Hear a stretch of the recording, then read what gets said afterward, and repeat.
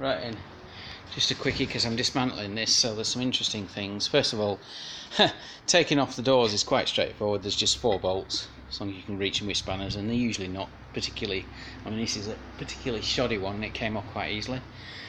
The other thing is if you're actually having problems with water coming in and actually coming down here, which I have in my blue one, the reason is because this window seal isn't sealing and the water's running down, and you have these 2 vents and it basically runs in through those 2 vents, and that's how it gets in. So what you need to do is make sure that's sealed against the window. But as a backup, I would seal those off, but they're behind the wings so you can't get to them. You might be doing them on the inside, I don't know. Also, the wings riveted and glued, and then there's a bolt under here. You have to take these out and get access to a bolt under there. I just snapped it off because I don't care too much, and you can see there's a fastening under there. This is the wing, which is just a broken off bit. Any other gotchas? Not really, no, just basically undo the bolts, brings the wing off. Yeah, as you can see, I've put in a small battery, smaller, because normally these have batteries in them as well, and I haven't put the cowling around it. This actually, I've just nudged it backwards and it works, so it's fine. Yeah, I'm going to do some more on the way the electrics are wired, but I won't do that today. Yeah, so just if you're ever interested in how these beasties are put together, yeah, pretty much that's how it is. These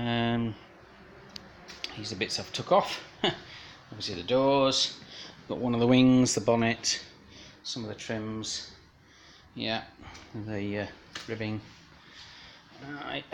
Now this is the heater for when it's charging, to make sure it isn't too cold, and I think it's when it's running as well, but I'm not sure. I haven't disconnected that, but obviously the wiring loom isn't, the sensor loom isn't attached, but the vehicle still moves, so it doesn't need that attached to make it move.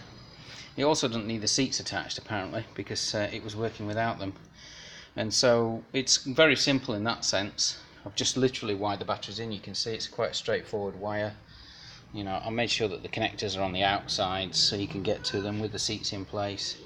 And I've got I had to replace this wire because it kind of just comes to here, so I used one of the longer wires and just replaced it on the controller system.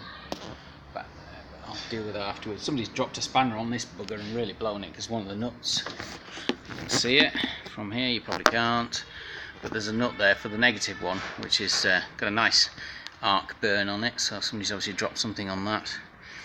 And I'm not quite sure what this thing is here in the middle, but this looks like somebody's basically spliced the wiring together. There's a fuse that's under the positive there, which you might not be able to see. Let's see if it focuses, I doubt it. Let's see. There we go. Yeah, in the centre of the picture there's a fuse. It's probably a 500 amp one or something.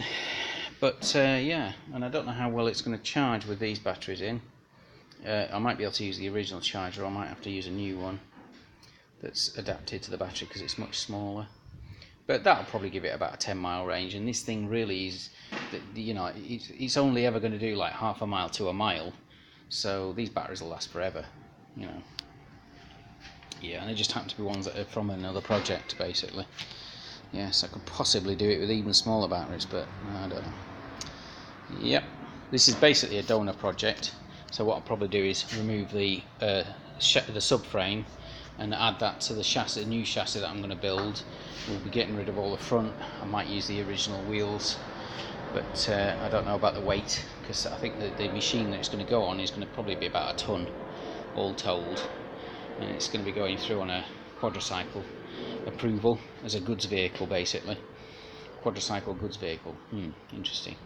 Anyway, I've just put the seats back in so we can just have a bit of a drive around in it and see what it's like with these batteries in, and also I want to see if it does actually do charging and how fast the charging is, because if it does the charging okay and adequately with these smaller batteries, then it might be alright.